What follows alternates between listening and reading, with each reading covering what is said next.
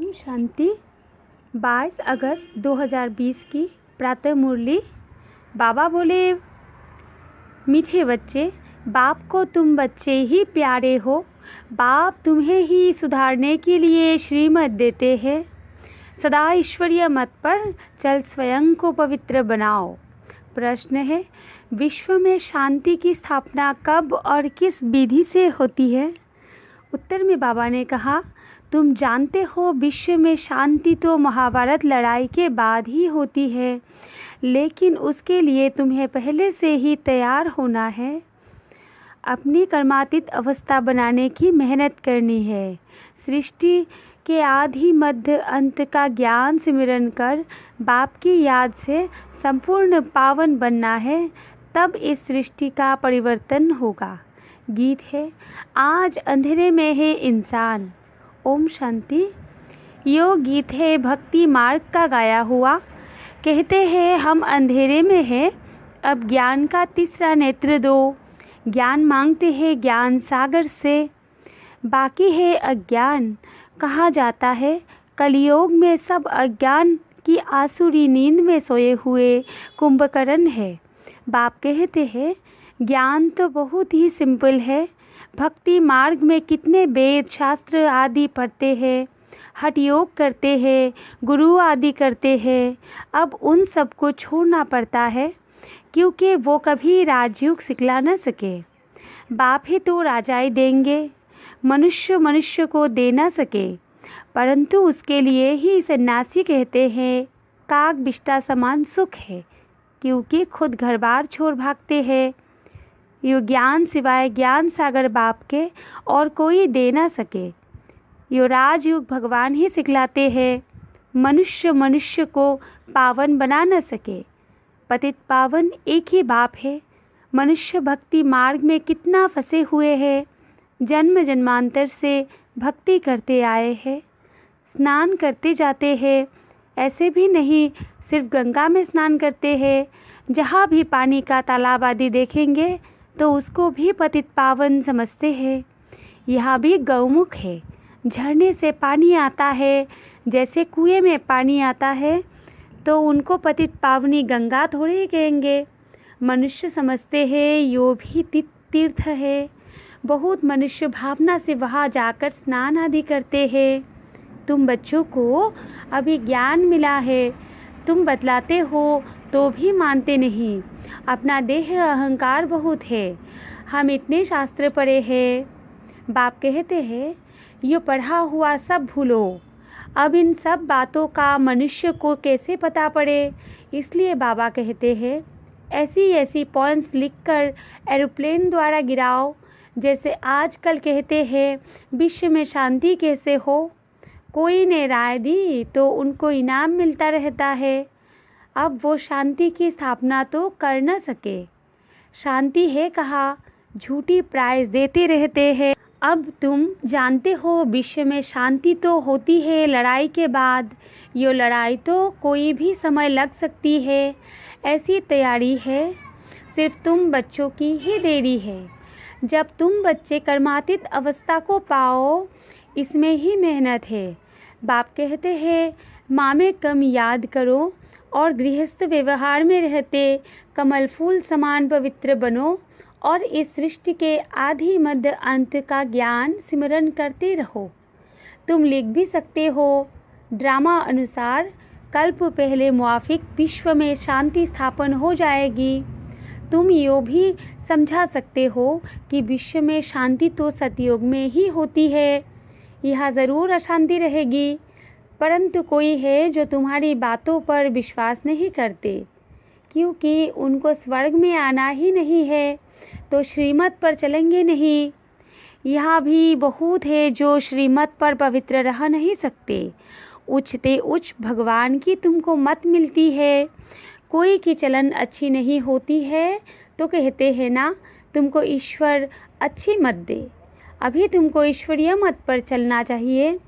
बाप कहते हैं 63 जन्म तुमने विषय सागर में गोते खाए हैं। बच्चों से बात करते हैं, बच्चों को ही बाप सुधारेंगे ना। सारी दुनिया को कैसे सुधारेंगे? बाहर वालों को कहेंगे बच्चों से समझो। बाप बाहर वालों से बात नहीं कर सकते। बाप को बच्चे ही प्यारे लगते हैं। सौतेले बच्चे थोड़े ही लगेंगे। लौकिक बाप भी सपूत बच्चों को धन देते हैं। सब बच्चे समान तो नहीं होंगे। बाप भी कहते हैं जो मेरे बनते हैं उन्हों को ही मैं वर्षा देता हूँ। जो मेरे नहीं बनते हैं वो हजम नहीं कर सकेंगे, श्रीमत पर चल नहीं सकेंगे। वो है भगत।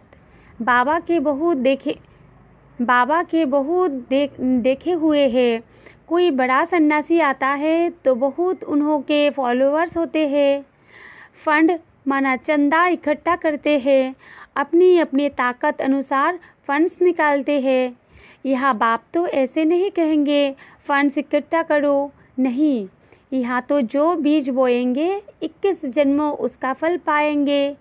मनुष्य दान करते हैं तो समझते हैं ईश्वर अर्थ हम करते हैं। ईश्वर समर्पण कहते हैं। वाह, तो कहेंगे कृष्ण समर्पणम। कृष्ण का नाम क्यों लेते? क्योंकि गीता का भगवान समझते हैं। श्री राधे अर्पणम नहीं कभी नहीं कहेंगे। ईश्वर या कृष्ण अर्पणम कहते हैं।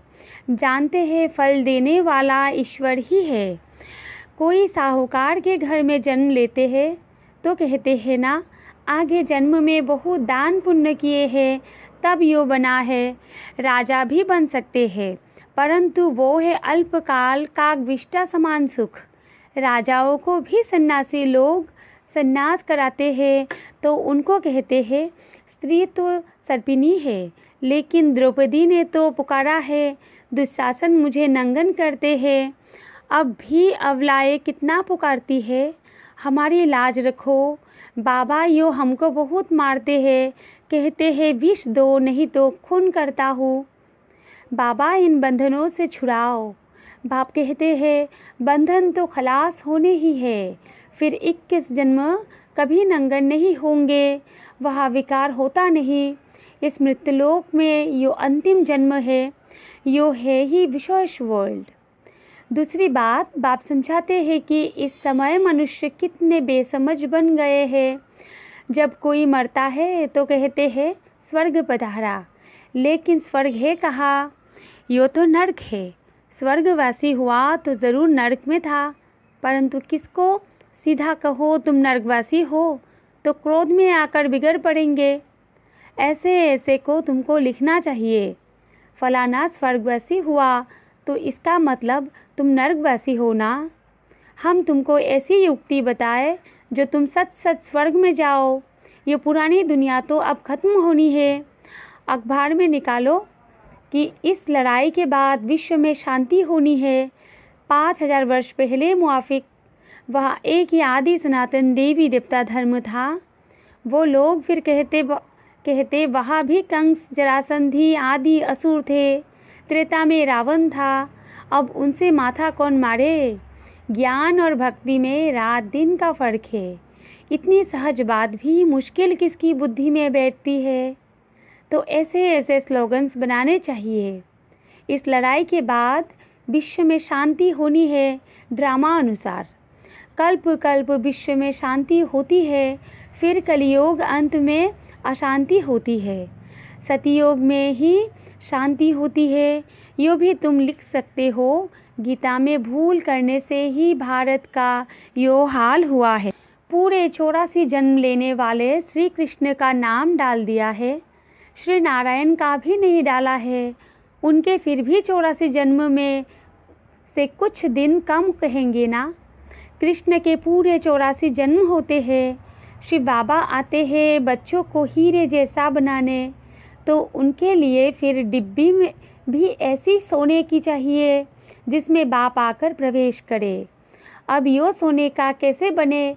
तो फट से उनको साक्षात्कार कराया। तुम तो विश्व के मालिक बनते हो।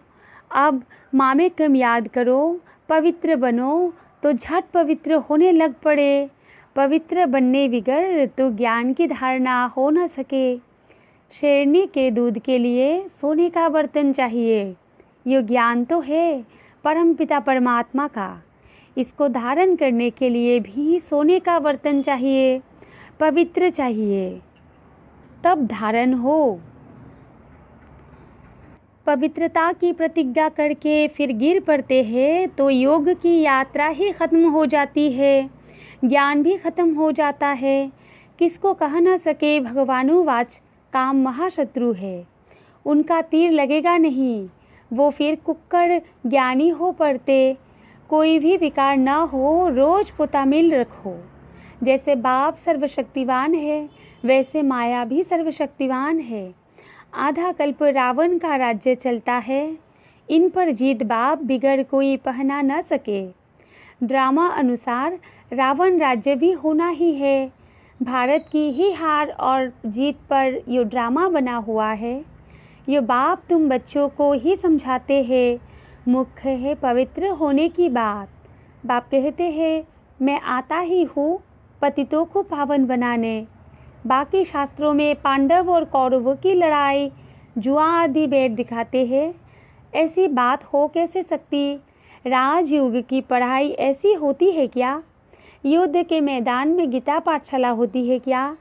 कहा जन्म मरण रोहित शिव बाबा, कहा पूरे 84 जन्म लेने वाला कृष्ण। उनके ही अंतिम जन्म में बाप आकर प्रवेश करते हैं। कितना क्लियर है, गृहस्थ व्यवहार में रहते पवित्र भी बनना है। सन्यासी तो कहते हैं दोनों इकट्ठे रह, पवित्र नहीं रह सकते। कहो तुम तो कोई प्राप्ति नहीं तो कैसे रहेंगे? यहाँ तो विश्व की बादशाही मिलती है।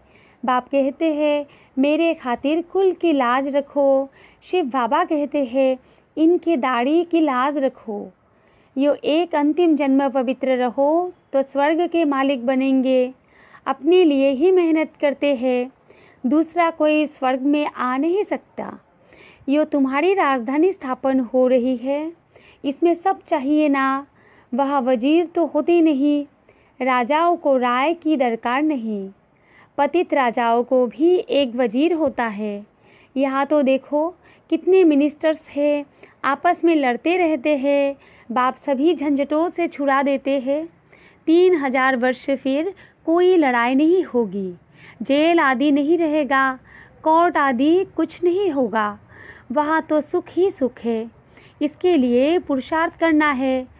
मौत सिर पर खड़ा है। याद की यात्रा से विक्रमाजित बनना है। तुम ही मैसेंजर्स हो जो सबको बाप का मैसेज देते हो कि मन मना भव।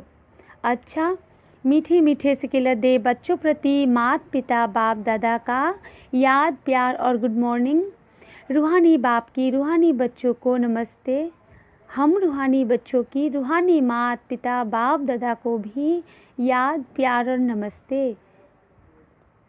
धारणा के लिए मुख्य सार में है 1 नंबर पॉइंट, ज्ञान की धारणा करने के लिए पवित्र बन बुद्धि रूपी बर्तन को स्वच्छ बनाना है, सिर्फ कुक्कड़ ज्ञानी नहीं बनना है। 2 नंबर पॉइंट है, डायरेक्ट बाप के आगे अपना सब कुछ अर्पण कर श्रीमत पर चलकर 21 जन्मों के लिए राजाई पद लेना है। वरदान है आज का, शुद्धि की विधि द्वारा किले को मजबूत करने वाले सदा विजयी और निर्विघ्न भव। विस्तार है, इस किले में हर आत्मा सदा विजयी और निर्विघ्न बन जाए। इसके लिए विशेष टाइम पर चारों ओर एक साथ योग के प्रोग्राम रखो। फिर कोई भी इस तार को काट नहीं सकेगा, क्योंकि जितना सेवा बढ़ाते जाएंगे उतना माया अपना बनाने की कोशिश भी करेगी। इसलिए जैसे कोई भी कार्य शुरू करते समय शुद्धि की विधियाँ अपनाते हो, ऐसे संगठित रूप में आप सर्वश्रेष्ठ आत्माओं का एक ही शुद्ध संकल्प हो। विजयी यो है शुद्धि की विधि, जिससे किला मजबूत हो जाएगा। और स्लोगन है, युक्ति युक्त व यथार्थ सेवा का प्रत्यक्ष फल है खुशी। अच्छा, ओम शांति। मातेश्वरी जी के अनमोल महावाक्य दिए हैं। अब विकर्म बनाने की कंपटीशन नहीं करनी है। पहले तो अपने पास यो एम अवश्य रखनी है कि हमको किसी भी रीति से अपने विकारों को वश करना है। तभी ईश्वरीय सुख शांति में रह सकते हैं। अपना मुख्य पुरुषार्थ है खुद शांति में रहकर औरों को शांति में लाना। इसमें सहन शक्ति ज़रूर चाहिए। सारा अपने ऊपर मदार है। ऐसा नहीं कोई ने कुछ कहा तो अशांति में आ जाना चाहिए, नहीं। ज्ञान का पहला गुण है सहन शक्ति धारण करना। देखो, अज्ञान काल में कहते हैं भल कोई कितनी भी गाली देवे, ऐसे समझो कि मुझे कहाँ लगी। भल जिसने गाली दी वो खुद तो अशांति में आ गया। उन्हों का हिसाब किताब अपना बना, लेकिन हम भी अशांति में आए। कुछ कह दिया तो फिर हमारा विकर्म बनेगा। तो विकर्म बनाने की कंपटीशन नहीं करनी है। अपने को तो विकर्म को भस्म करना है, न कि बनाना है। ऐसे विकर्म तो जन्म जन्मांतर बनाते आए और दुख उठाते आए। अब तो नॉलेज मिल रही है। इन 5 विकारों को जीतो। विकारों का भी बड़ा प्रस्ताव विस्तार है। बहुत सूक्ष्म रीति से आते हैं।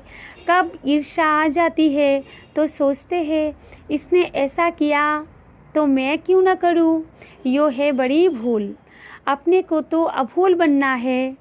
अगर कोई ने कुछ कहा तो ऐसे समझो यो भी मेरी परीक्षा है, कितने तक मेरे अंदर सहन शक्ति है। अगर कोई कहे मैंने बहुत सहन किया, एक बारी भी जोश आ गया तो आखिर फेल हो गए। जिसने कहा उसने अपना बिगाड़ा, परंतु अपने को तो बनाना है, न कि बिगाड़ना है। इसलिए अच्छा पुरुषार्थ कर जन्म जन्मांतर के लिए अच्छी प्रारब्ध बनानी है। बाकी जो विकारों के वश है, गोया उन्हों में भूत प्रवेश है। भूतों की भाषा ही ऐसी निकलती है, परंतु जो देवी सोल्स है उनकी भाषा देवी ही निकलेगी। तो अपने को देवी बनाना है, न कि आसुरी। अच्छा, ओम शांति। ओम शांति।